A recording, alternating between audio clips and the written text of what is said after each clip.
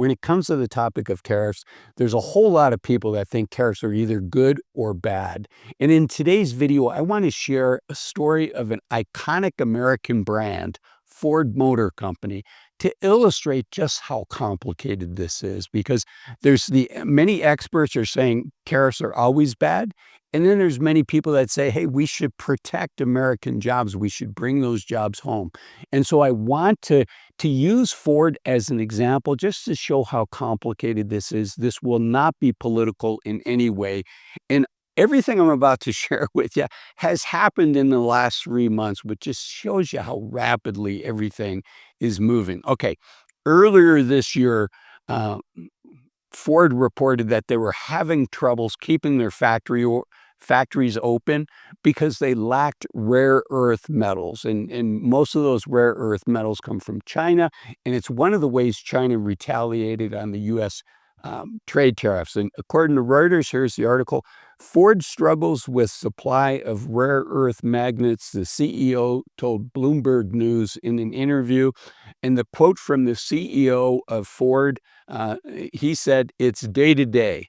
We've had to shut down factories. It's hand to mouth right now." And and so President Trump looked and said, "Okay, what can we do?" And Ford reached out to the White House and said, we're in a tough situation. What can we do here to get the rare earth metals?" And kudos to the White House. They heard Ford's um, challenge and started negotiating with China with one of the biggest levers that we have. Yes, the U.S. is a huge consumer, land of consumers that consume a lot of Chinese good. But you know what China really wants more than anything else right now? And that is the latest and greatest AI chips, so that they can keep up on the AI race. And the White House, President Trump's administration, negotiated with China and said, we'll give you access to NVIDIA's latest and greatest chips, but you have to start shipping these rare earth minerals into the U.S. And so that kind of solved the issue. Let me give you an update on this. This is according to Reuters, and as I record this, like 10 days ago, 15 days ago. Um, NVIDIA's resumption of AI chips to China is part of a rare earth talks, said the U.S. And this is Lutnick from the White House saying, we put that in the trade deal with our magnets. I believe Lutnick is the heads up the commerce division for us, referring to an agreement that Trump made to restart rare earth shipments to the U.S. And that helped Ford out quite a bit. And then we get to one of the things that, again, as I record this just last weekend, that updated. Now, I'm going to talk to you about how much tariffs Ford says that they're going to pay here. But first, I want to talk about the EU in the the EU and the U.S. trade deal that was just recently reached. This is from Car and Driver. Given that Ford is an automotive company, I wanted to get a car magazine in here. U.S. and European Union reach agreement of 15% on import tariffs.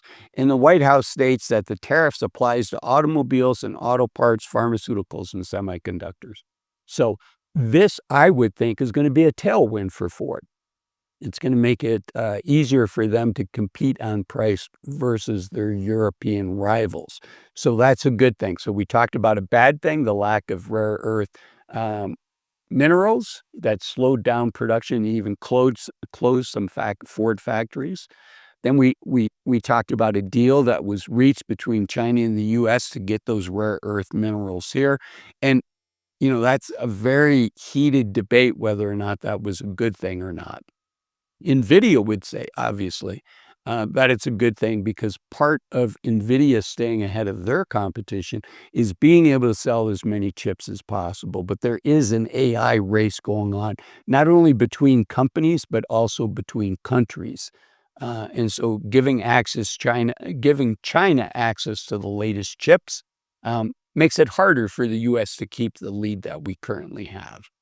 Okay, so the U.S. and the EU reached an agreement. So there's going to be 15% imports put on automobiles. But don't forget, there's also a steel tariff being put on, there's a tariff on any imported steel. And according to Ford, this is just a couple days ago, a couple hours ago, as I record this. Ford says that the Trump tariffs are going to cost it about $2 billion this year. And one of the big pieces of that has to be the cost of steel. So while the EU is going to be paying an import tax, I don't know with the cost of the steel, because there is no import tax on the steel going into Europe.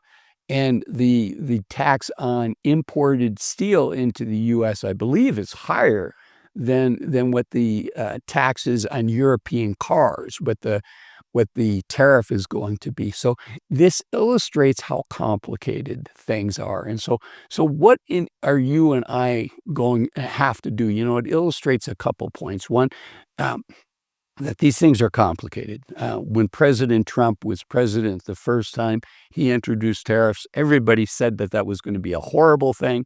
And you know what? The economy ended up doing well. The stock market ended up doing well. Now, the last chapter, the last year of President Trump's term was with COVID.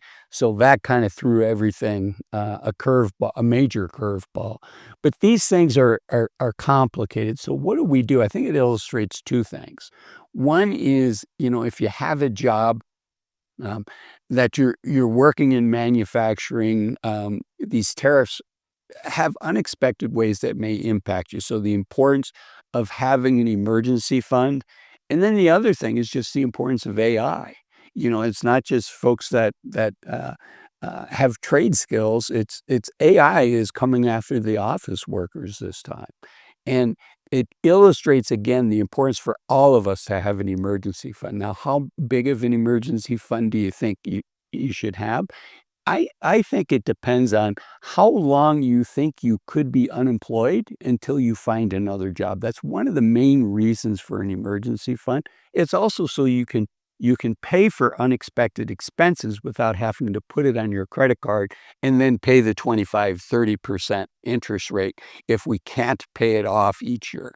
So I tell people an emergency fund at least a month, preferably 3 months. And as we get older, unfortunately, if we think if we lost our jobs, we want to re-enter the workforce, then I think we need a larger rainy day fund, a larger emergency fund, 3 to 6 months of your living expenses, because I want you to have the opportunity to find the next best job for you, as opposed to the next job comes along. And you may also want to set aside some money for retraining, because you know we've many of us have many of my viewers have worked in the same career for 15, 20 or more years, and it may have provided a great last 20 years, but AI is changing everything rapidly.